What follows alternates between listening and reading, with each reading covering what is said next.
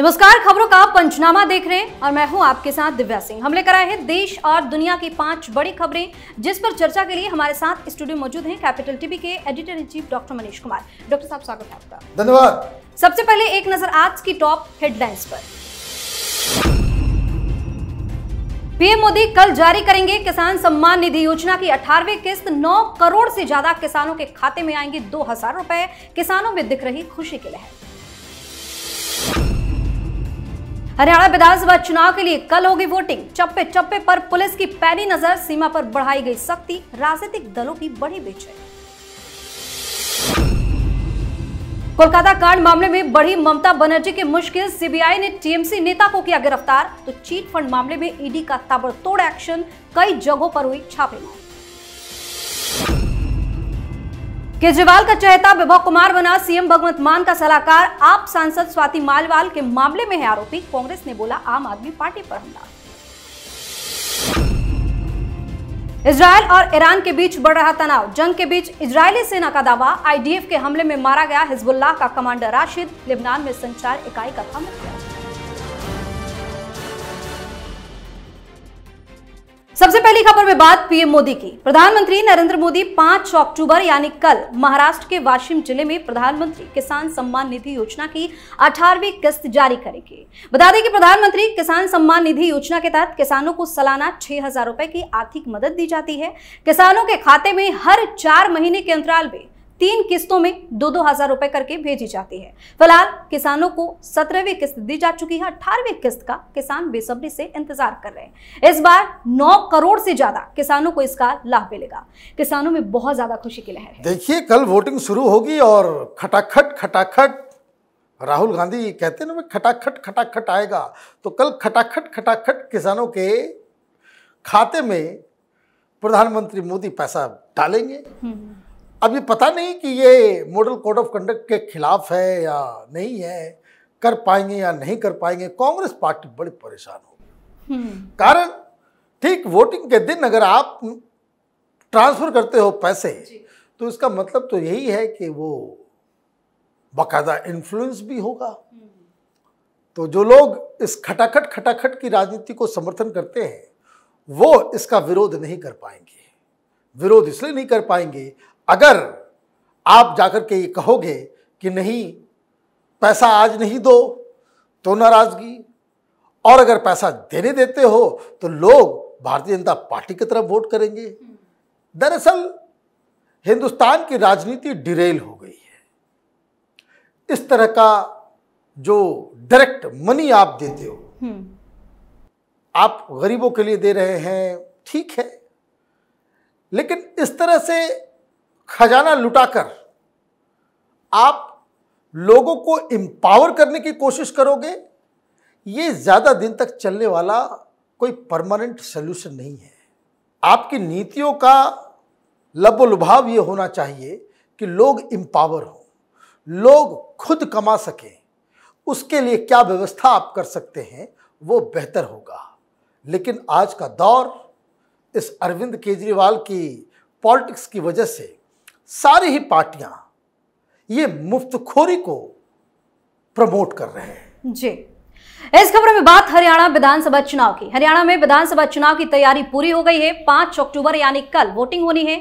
चुनाव के मद्देनजर पुलिस प्रशासन ने सुरक्षा व्यवस्था को लेकर पुख्ता इंतजाम किया है। कहा जा रहा है कि पड़ोसी राज्यों की सीमा पर सख्ती बढ़ा दी जाएगी। विधानसभा चुनाव के लिए 11 अर्धसैनिक बलों की कंपनियां भी तैनात की गई है। वहीं कल होने वाले चुनाव को लेकर राजनीतिक दलों की बेचैनी बढ़ गई है, क्योंकि कल सभी उम्मीदवारों की किस्मत ईवीएम में कैद होने वाली है। बेचैनी क्यों बढ़ रही है? देखिए, बहुत ही इंपॉर्टेंट इलेक्शन है। इन अ सेंस 10 साल से भारतीय जनता पार्टी की सरकार वहां पे है। ऑब्वियसली एक एंटी इनकम्बेंसी है, लेकिन जिस हिसाब से वहां पे अलग अलग पार्टियां, अगर ये 1 to 1 कंटेस्ट होता बीजेपी वर्सेस कांग्रेस, तो कांग्रेस पार्टी हैंड्स डाउन चुनाव जीतती, क्योंकि उनके चांसेस अच्छे थे। क्योंकि 10 साल का जो एंटी इनकम्बेंसी को उसको झेल पाना ये बड़ी बड़ी पार्टियां नहीं कर सकती, चाहे आप कितनी भी ताकत लगा लें। लेकिन मामला ये इंटरेस्टिंग इसलिए हो गया है क्योंकि ये मल्टी कॉर्नर फाइट है। मल्टी कॉर्नर फाइट में भी जो समझने वाली बात है कि भारतीय जनता पार्टी जिन वर्गों को अपनी तरफ लुभाना चाह रही है, अगर उसमें डेंट नहीं लगा और अगर दूसरी साइड जहां कांग्रेस पार्टी जाटों के वोट के ऊपर, दलितों के वोट के ऊपर आस लगा करके बैठी है, अगर उस वोट में बंटवारा हो जाए तो फिर इस चुनाव में कुछ भी हो सकता है। लेकिन अभी 1 महीने पहले तक ऐसा दिख रहा था कि कांग्रेस पार्टी बड़ी आसानी से बहुमत पा लेगी, लेकिन आज की स्थिति यही है कि वहां पे कोई हंग असेंबली हो, इसकी संभावना सबसे ज्यादा प्रबल है। जी, वहीं देश में जांच एजेंसियों का एक्शन जारी है। एक तरफ कोलकाता कांड को लेकर ममता बनर्जी की मुश्किल बढ़ती जा रही है। सीबीआई ने आरजीकर मेडिकल कॉलेज के पूर्व प्राचार्य संदीप घोष के खिलाफ भ्रष्टाचार के मामले में आशीष पांडे को गिरफ्तार किया है।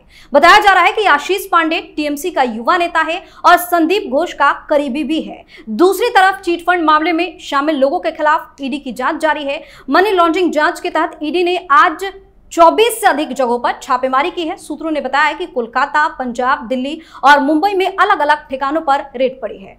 ताबड़तोड़ एक्शन जारी है। देखिए, एक्शन तो होना ही चाहिए। जब प्रधानमंत्री ये कहते हैं कि भ्रष्टाचार से कोई कॉम्प्रोमाइज नहीं होगा, तो ये एक्शन तो ताबड़तोड़ होना ही चाहिए। और भ्रष्टाचार के खिलाफ ईडी हो, सीबीआई हो, पुलिस हो, इनकम टैक्स हो, वो कार्रवाई करे, ये देश की जनता के लिए अच्छी बात है। लोग इस तरह की कार्रवाई का स्वागत करते हैं। लेकिन ममता बनर्जी का क्या किया जाए? ममता बनर्जी तो चारों तरफ से फंसी हुई है। अभी एक मसला सुप्रीम कोर्ट में चल रहा है, अभी ये एक टीएमसी का नेता पकड़ा गया है। लेकिन आगे आने वाले समय में ये जो आरजी कौर हॉस्पिटल का जो मसला है, वो बड़ा ही विकराल रूप लेने वाला है। वो इसलिए क्योंकि सुप्रीम कोर्ट में जब पिछली सुनवाई हुई तो ये बात सामने आई, जब जज साहब ने कहा, चीफ जस्टिस ऑफ इंडिया ने कहा कि जो सीबीआई ने रिपोर्ट दिया है वो बहुत ही चौंकाने वाला है। सीबीआई ये कह रही है कि ये जो आरजी कर के अंदर जो लाशों के साथ विभत्सता की जाती है, जिस तरह का एक रैकेट काम कर रहा है, वो सिर्फ आरजी कर हॉस्पिटल में ही सीमित नहीं है। कोलकाता के कई सारे हॉस्पिटल में ये गोरख धंधा चल रहा है। लाशों के साथ पता नहीं क्या क्या बहुत सारी चीजें हैं, बोल नहीं सकते। अभी इन्वेस्टिगेशन चल रहा है, लेकिन बहुत ही विभत्स। आप सुनेंगे तो आपको घृणा होने लगेगी कि भाई क्या चल रहा है कलकत्ता के अंदर। तो वहां चीफ जस्टिस ऑफ इंडिया ने कहा कि ये फैसला सरकार करे कि ये जो सारी चीजें जो वहां एक रैकेट सा चल रहा है, वो सिर्फ आरजी कर के ऊपर ही इन्वेस्टिगेशन हो या फिर इसका दायरा बढ़ाया जाए। अगली सुनवाई में सरकार की तरफ से बताया जाएगा कि ये सिर्फ आरजी कर तक ही ये मामला लिमिटेड रहेगा या फिर इसके जांच को और भी ब्रॉडन किया जाएगा।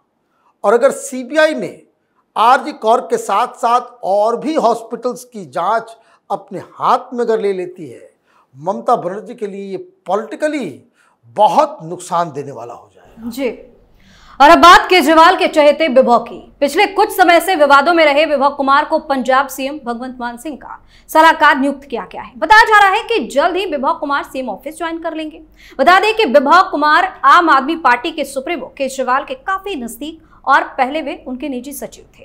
वहीं इस मामले पर कांग्रेस भी आप पर हमलावर हो गई है। कांग्रेस के नेता सुखपाल सिंह खैरा ने कहा है कि यदि यह खबर सही है तो अरविंद केजरीवाल ने पंजाब का कंट्रोल ले लिया है, जो कि बहुत ही ज्यादा निंदनीय है। आखिर पंजाब क्यों भेज दिया गया? देखिए, ये खबर आई और जंगल की आग की तरफ फैली, लेकिन आम आदमी पार्टी की तरफ से कोई डिनायल नहीं आया है जब तक हम लोग रिकॉर्ड कर रहे हैं। एक आरटीआई एक्टिविस्ट की तरफ से आया, फिर उसके बाद दो अखबारों ने इस खबर को छापा कि विभव कुमार वो चीफ मिनिस्टर का चीफ सलाहकार बन रहा है। कौन है विभव कुमार?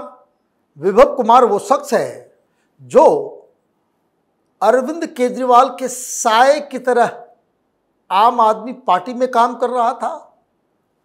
ओहदा उसको पीए का दिया हुआ था, चीफ मिनिस्टर का पीए था, लेकिन ऐसा पावरफुल पीए कि चाहे मंत्री हो चाहे सांसद हो, अगर केजरीवाल से मिलना है तो विभव के रास्ते ही जाना पड़ेगा। वो कमांडर इन चीफ है अरविंद केजरीवाल का। अब दिल्ली में तो मुख्यमंत्री रहा नहीं, सत्ता की लालसा इतनी प्रबल कि आपने अपने ही विभव को भेज दिया चंडीगढ़ और वहां पे मुख्यमंत्री का चीफ सलाहकार बना लिया। यहां तक भी ठीक है, कोई ना कोई तो होगा जी। एक तो आप लेकर के आए, वो गलत है अपने आप में, लेकिन मामला तब ये सीरियस बन जाता है जब इस खबर में ये भी बताया जा रहा है कि भगवंत मान के जो अपने पुराने पीए, पीएस और ओएसडीज वगैरह जो थे, जो उनके करीबी लोग थे, उनकी छुट्टी कर दी गई है। इनके लिए जगह बनाया जा रहा है और सारा कंट्रोल विभव के हाथ में होगा। कहने का मतलब दिल्ली से केजरीवाल पंजाब की सरकार अब चलाएंगे। ये पंजाब के आन बान शान के खिलाफ है कि कोई बाहरी व्यक्ति पंजाब के पूरे एडमिनिस्ट्रेशन को अपनी उंगलियों पे नचाए। वहाँ की जनता ने केजरीवाल को वोट नहीं किया है, वहाँ की जनता ने पंजाब के मुख्यमंत्री, पंजाब के लोगों, अपने नुमाइंदों को वोट किया। इस चीज के लिए नहीं किया कि अरविंद केजरीवाल रिमोट कंट्रोल से विभव कुमार के जरिए, और ये है कौन विभव? ये वही है जिसने स्वाति मालीवाल की पिटाई की और जिस वजह से वो कुछ दिन तक तिहाड़ में इसे जेल भेजा गया था। जी, आखिरी खबर में बात इजराइल की। इजराइल और ईरान के बीच में तनाव बढ़ता जा रहा है। दूसरी तरफ इजरायली सेना लेबनान में हिजबुल्लाह के खिलाफ जमीनी ऑपरेशन शुरू करने के दौरान अपने एक कमांडर समेत 8 सैनिकों की मौत से बौखला गई है। बीते 24 घंटे में इजराइल ने हिजबुल्लाह और हमास के कई कमांडरों को हवाई हमले में ढेर कर दिया। ताजा हमले में आईडीएफ ने सटीक खुफिया सूचना के आधार पर बेरूत में हिजबुल्लाह की संचार इकाई के कमांडर मोहम्मद राशिद सकाफी को ढेर कर दिया है। आईडीएफ ने बताया कि सकाफी एक वरिष्ठ हिजबुल्लाह आतंकवादी था जो साल 2000 से संचार इकाई की जिम्मेदारी संभाल रहा था। छोड़ने के मूड में नहीं है इजराइल। बिल्कुल, इजराइल का डिटर्मिनेशन बिल्कुल हिमालय पर्वत की तरह अडिग है। अभी ईरान ने जो दुस्साहस किया है, कई सारे एक्सपर्ट, सारे लोग बोल रहे हैं कि बड़ा विलंब कर दिया। हमास वालों ने जब 1200 लोगों को किडनैप किया था, वहाँ पे हत्याएं की थी, तब तो फौरन कार्रवाई शुरू हो गई थी। अब ईरान के साथ 2 दिन 3 दिन बीत चुका। कुछ लोग फ्राइडे का तारीख बता रहे थे कि भाई आज हो जाने के बाद आज रात पे कार्रवाई होगी, ये भी जानकारी आ रही है। लेकिन इजराइल की तरफ से बिल्कुल साफ कर दिया गया है कि हम तो जवाबी कार्रवाई करेंगे, लेकिन वक्त भी हम ही तय करेंगे कि वो कब होगा। जितना विलंब होगा, आप ये समझिए, उतना कोऑर्डिनेटेड होगा, क्योंकि ऑलरेडी इस पूरे जंग में ईरान के साथ जो इजराइल का जो अब नया मसला सामने आया है, इजराइल के साथ ऑलरेडी यूएसए ने अपना समर्थन दे रखा है, फ्रांस ने दे रखा है, यूके ने दे रखा है। G7 की बैठक हुई, सारे लोग इजराइल के साथ नजर आ रहे हैं। मतलब अगर इजराइल अटैक करता है ईरान के ऊपर, it is going to be a coordinated effort. कई सारे चीज़ें इजराइल को सप्लाई की जा रही हैं। 2 न्यूक्लियर सबमरीन्स और बड़े बड़े बेड़े ऑलरेडी घेराबंदी करने के लिए मेडिटेरियन में पहुंच चुके हैं। तो कहने का मतलब ये है कि जो टाइम लग रहा है वो और भी ज़्यादा मुसीबत क्रिएट करेगा ईरान के लिए, क्योंकि इजराइल अब इस युद्ध में अकेला नहीं रहा, उसके साथ और भी दुनिया भर की शक्तियां साथ आ गई हैं। बहुत बहुत धन्यवाद सर तमाम जानकारी के लिए। धन्यवाद। खबरों का पंचनामा में आज के लिए इतना ही। देश और विदेश की बाकी खबरों और उनके सटीक एनालिसिस के लिए देखते रहिए कैपिटल टीवी। हमें लाइक कीजिए, शेयर कीजिए और हाँ, कैपिटल टीवी को सब्सक्राइब करना बिल्कुल ना भूलें। धन्यवाद।